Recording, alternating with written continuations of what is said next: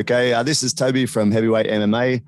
Smile on my face today because today we're going to chat with Bam Bam Pat Healy, retired UFC and Strikeforce fighter.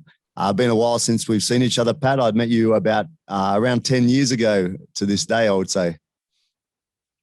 Yeah, that was, I always look back on that trip very fondly. It was one of the best trips of my life.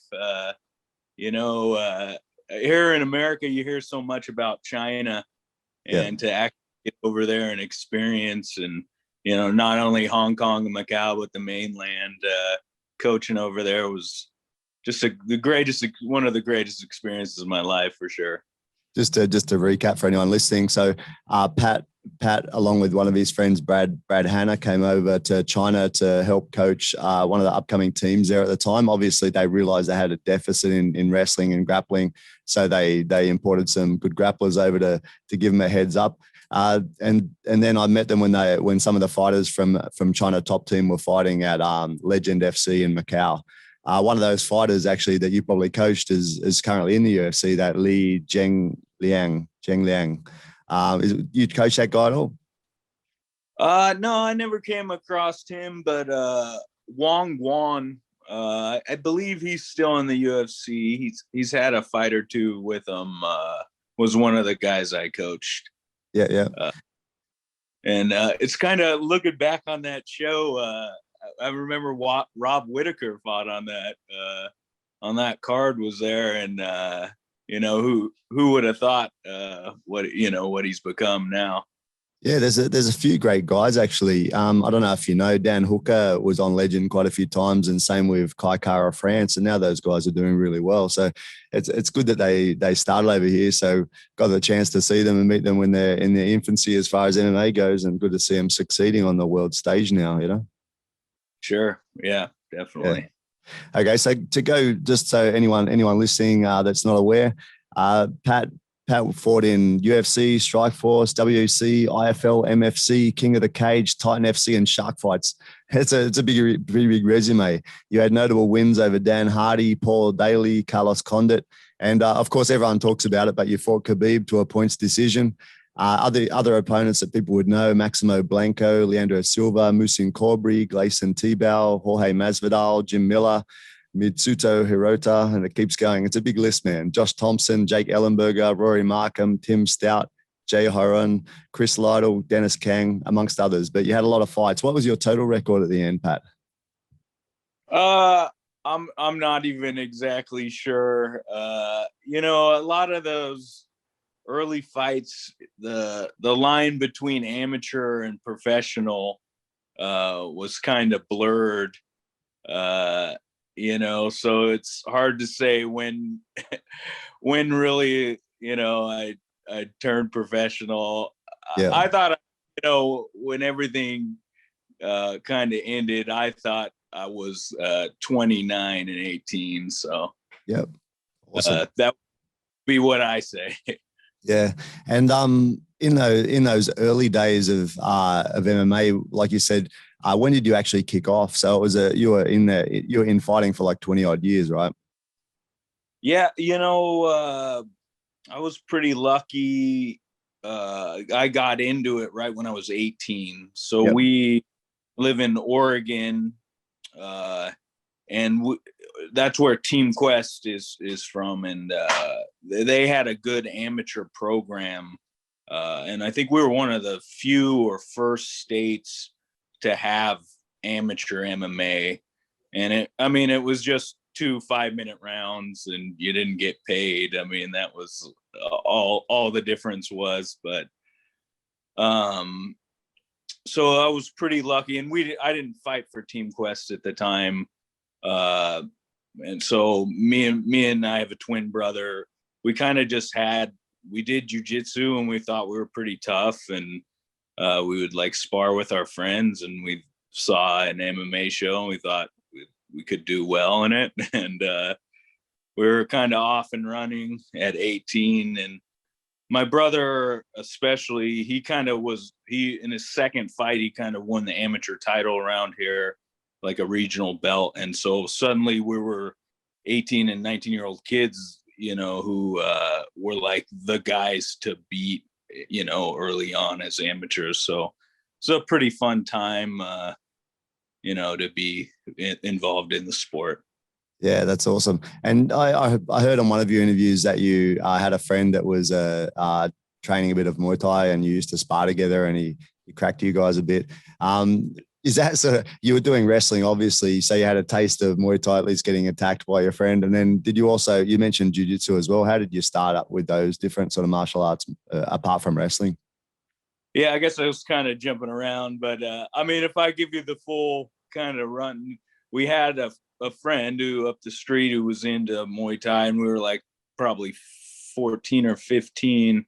And it was just when the UFC tapes were out on VHS. So we would like rent those, and we would go, and he would kind of teach us Muay Thai, but really just beat us up. And we were the only two guys in the neighborhood who would keep coming back.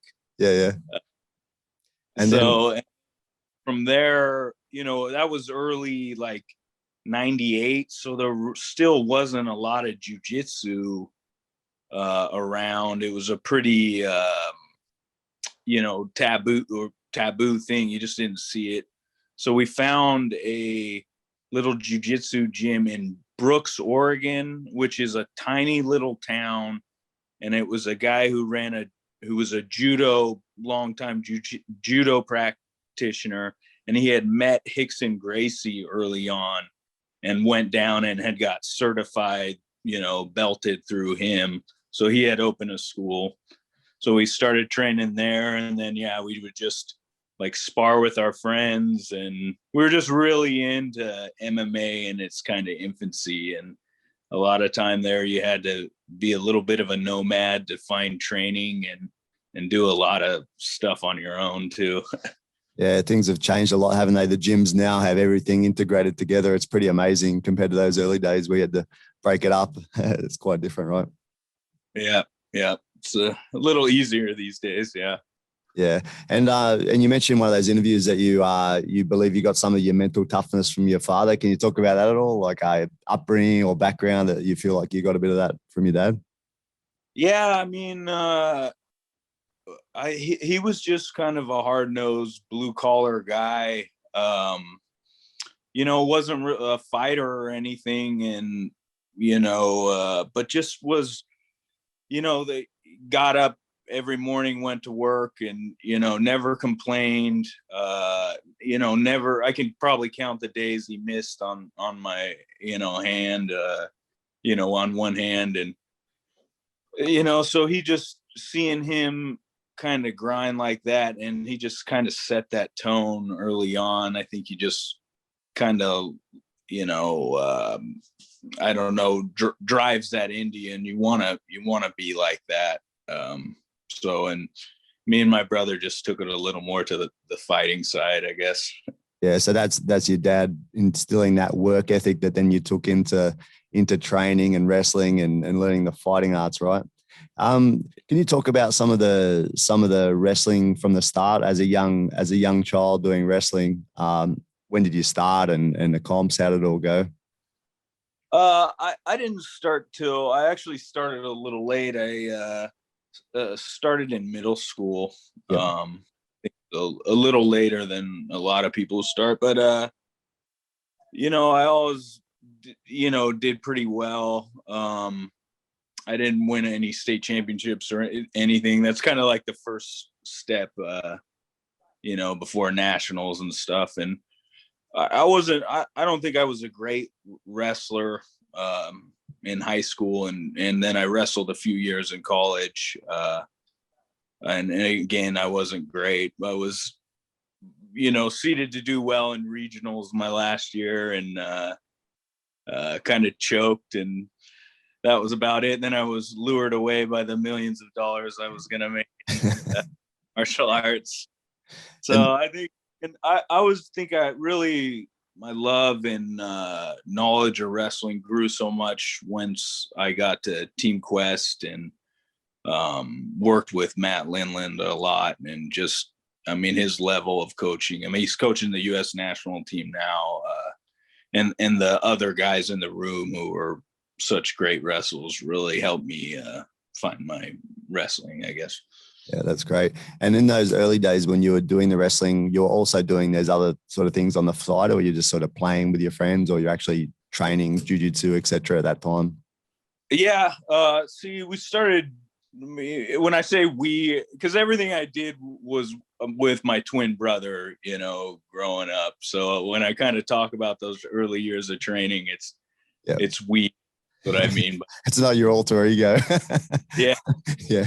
All right. So just to clarify, but yeah, I mean, you know, we just would kind of, let's see, we started jiu-jitsu about 16, I would say, about there.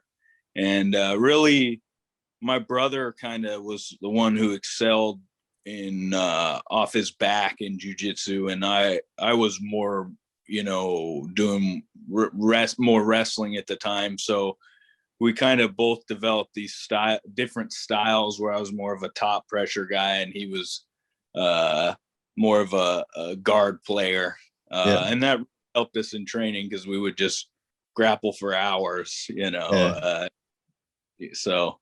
And that was, I think we were lucky to have that access to that jiu-jitsu gym at the time, because there really wasn't much else.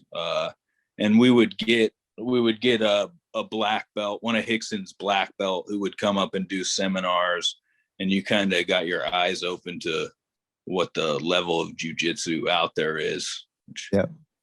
And from the wrestling, like when you started wrestling, etc., obviously that gives you a lot that contributes towards you being a good athlete in the professional ranks.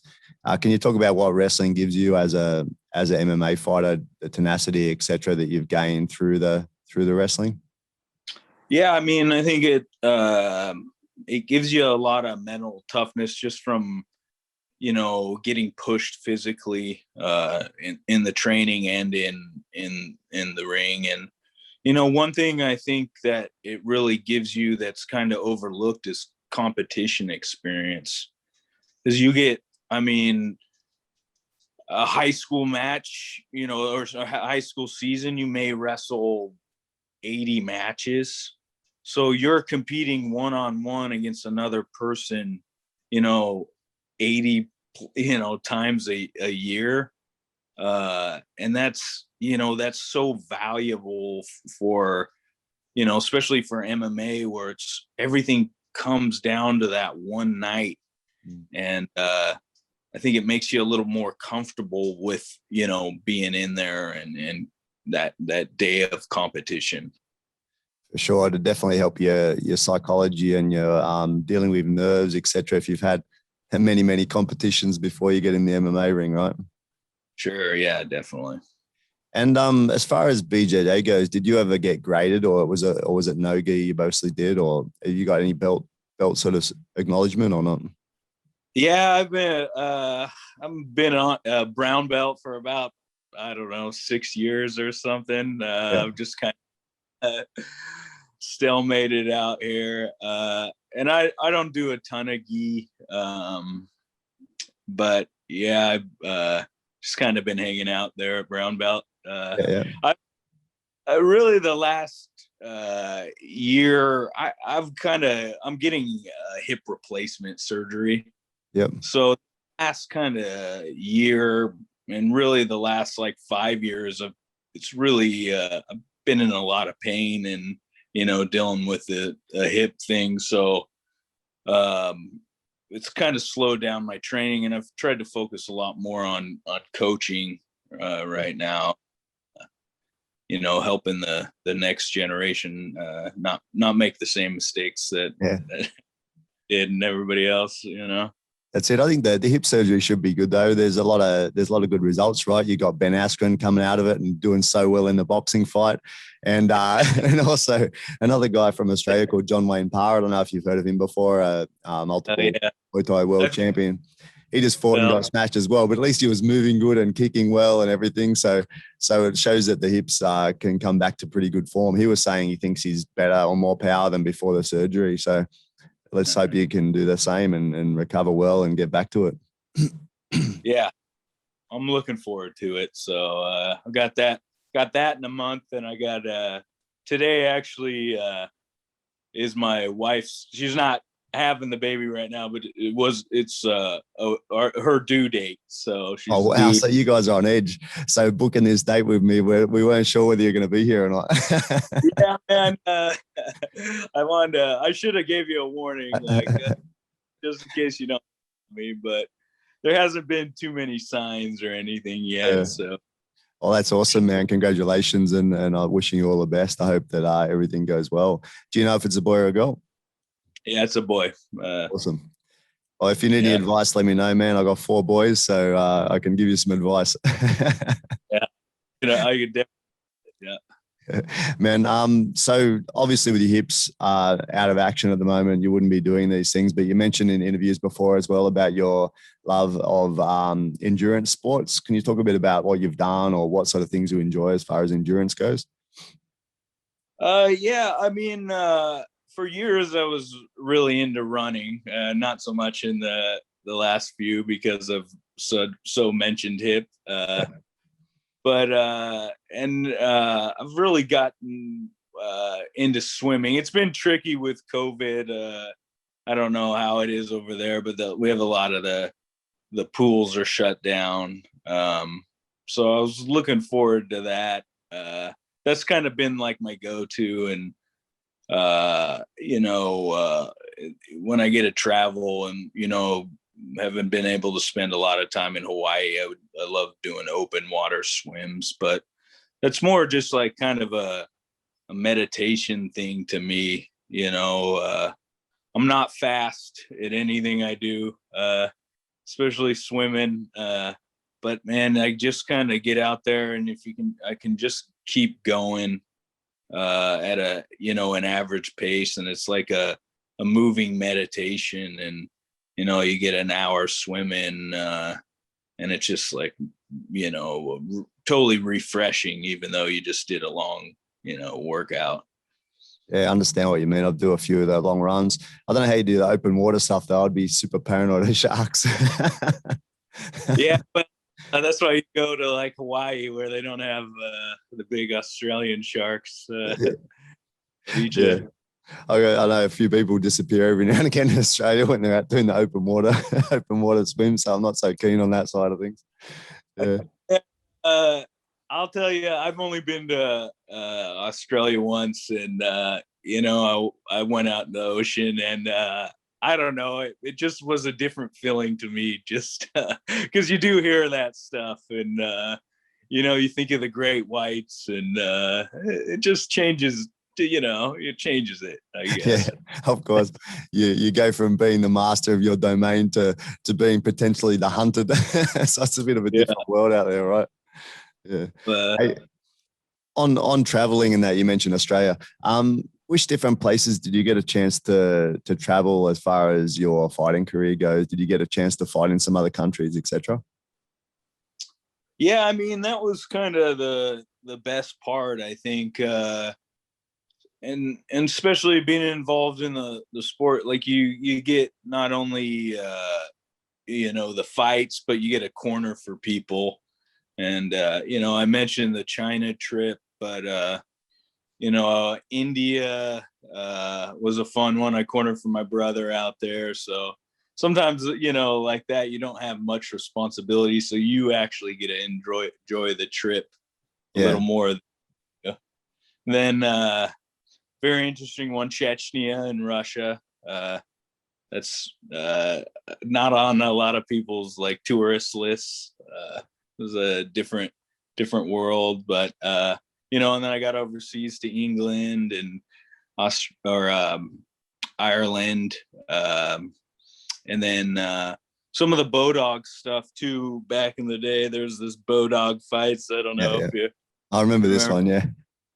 They would like rent out resorts for like 2 weeks, and they would have 30 fights because they were filming for their television. So there'd be like 60 fighters there with all their corner, and we would just like take over these resorts for like 2 weeks, and it was just the craziest as you could imagine, there's just huge groups of fighters staying in a hotel, and, buses. We were in Costa Rica. That was kind of an epic trip. And, we're in the middle of nowhere, and they're running buses into the city at night and bringing guys back. And I don't know. It was just MMA, in those times outside of the UFC was kind of like the Wild West.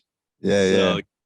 You'd see a lot of the same people, a lot of the same promoters, and they would like just move around, and there'd be different money behind them, but it'd be all the same guys. So everybody knew everybody, and it would be quite a party sometimes. That's awesome. And talking about the China trip, can you talk about that? Like what stood out to you? It's such a different world, right? To go to a country like that. Yeah. So that was, we got, Team Quest got contacted through Legend FC, and they were working with, it was actually an athletic university in Xi'an, China. And so me and Brad, another American guy who I trained with at Team Quest, they just flew us out there. We kind of started in Hong Kong and met the Legend FC guys. And then they took us into China, and Xi'an's pretty like northern China, I guess. And it was just like, man, like nothing. I mean, huge city, nobody really spoke English. And we're coaching at this athletic university that's this huge facility with kids of probably from like 8 to 35 in different sports, and all they did was play those sports. And so we were working with the Sonda guys, they're kickboxing with throws, and just helping them, learn jiu-jitsu, wrestling, and just like transition into MMA. So I believe we were out there almost 2 months. And I mean, this was a huge facility that probably had 30 mats in it. There was probably 120 kids, kind of ranging in different ages. And it was just a wild experience, like getting to coach that. We never really knew exactly 100% what was going on at that time. And, me and Brad would just kind of wander the city in our free time and try to get one cab driver to understand how to get us back to the university. And it was just for two kind of middle-aged guys. It's just a wild experience. Yeah, it's a spin out, right? And now bring it into where you are now. So how long since you retired as a MMA fighter?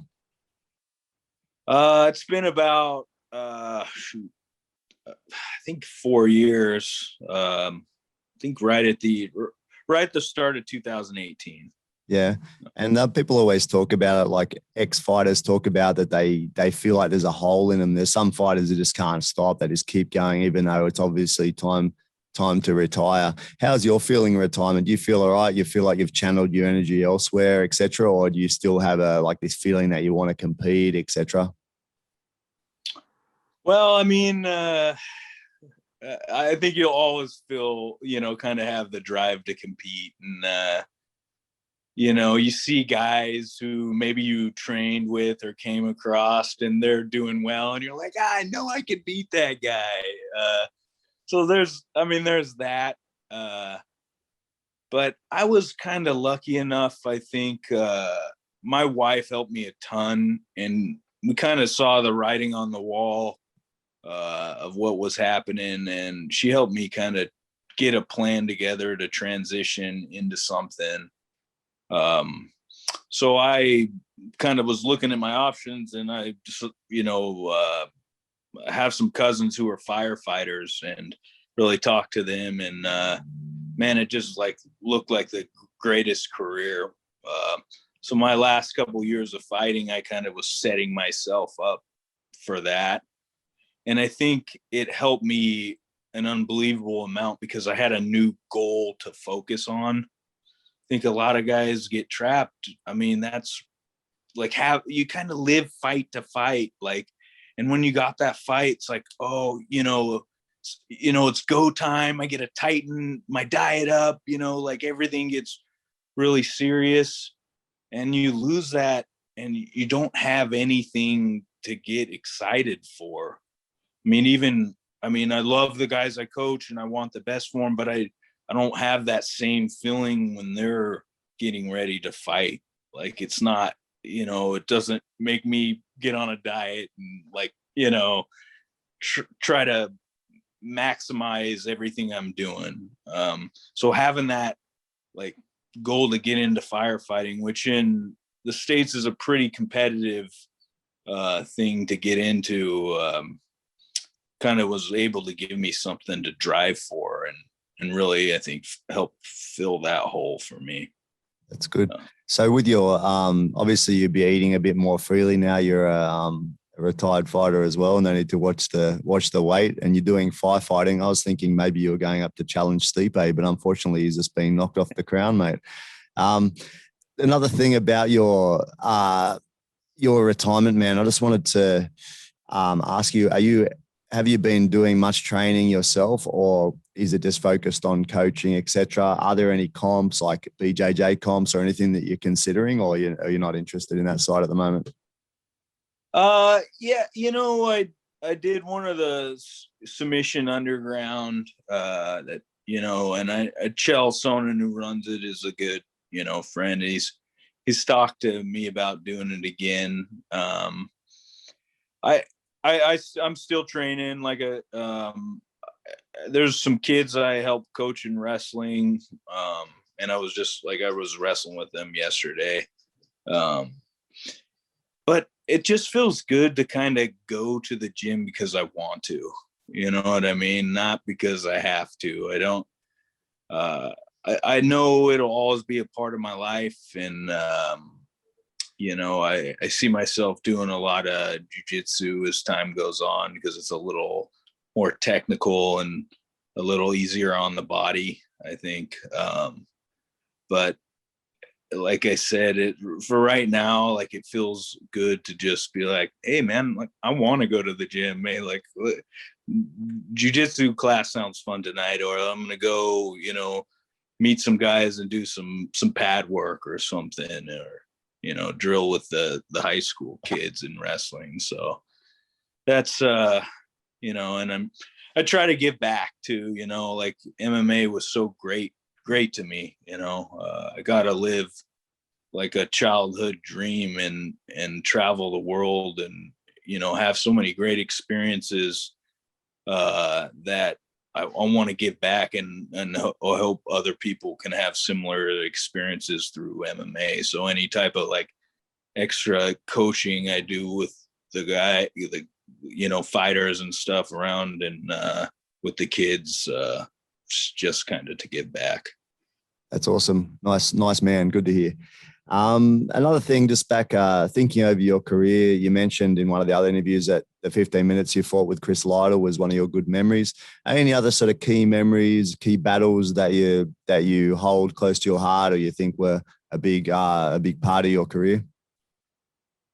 Yeah, there's a few. I had the fight with Carlos Condit I had years ago was a true test, and I remember after that fight ended, both of us just being so exhausted, and I think it certainly helped that I won the fight.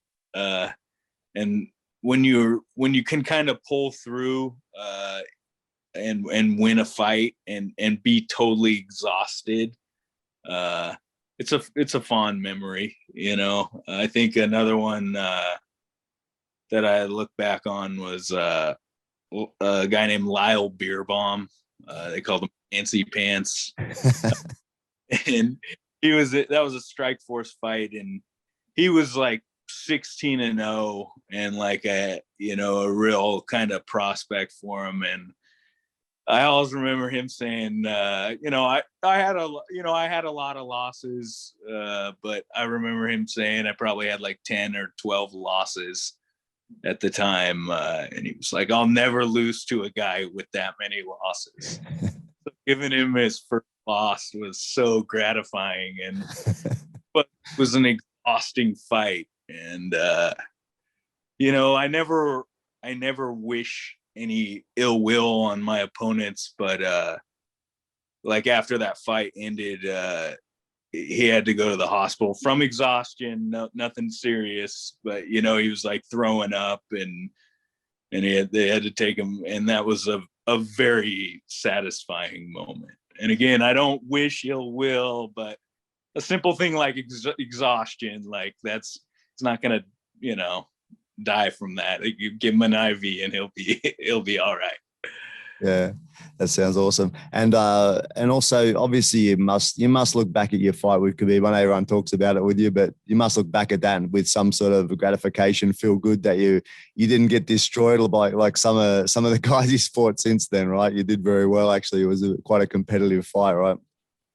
Yeah, I mean, just as to say you fought one of the best, like looking back, if nothing else, at least you can say I got in there and gave it my all, and had a decent scrap with him. So it was good.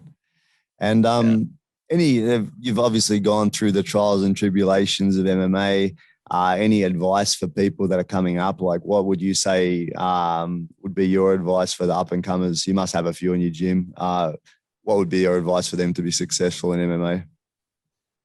I think my biggest piece of advice is take it slow. It's not a or a sprint, it's a marathon. And, it was kind of a different time in MMA, but early in my career, I took any fight, I did that throughout my entire career, but I think early on in your career, it's not great to take every single fight that's laid out in front of you. I mean, there is, they kind of always bag on the boxing approach, but there is, some science that into building a fighter. And I mean, Khabib was built, he wasn't thrown in against, top competition on his third or fifth fight. It's smart to build a fighter. And I know every young fighter just wants to get in there and thinks they can beat everybody, but man, I hope you can listen to your coaches and the people behind you, and just it'll happen. Like you'll get it. Just give it time and build yourself up properly, and then you can get picked up early in a big show where they're invested in your future as well. So that would be my main piece of advice. Awesome. And one more thing, just your life lessons or things that you think you've taken from your years of training or years of competition that you think help you going forward in life, and generally what martial arts, wrestling, MMA has helped you build in your character, etc. Yeah, man. I mean, I think one thing that it always reminds me, and I struggled with it my whole career, but especially like looking back on it, I mean, just life in general was, you don't always have to be so aggressive, like just in life. Like there's decisions that like everything, you don't have to push hard on everything.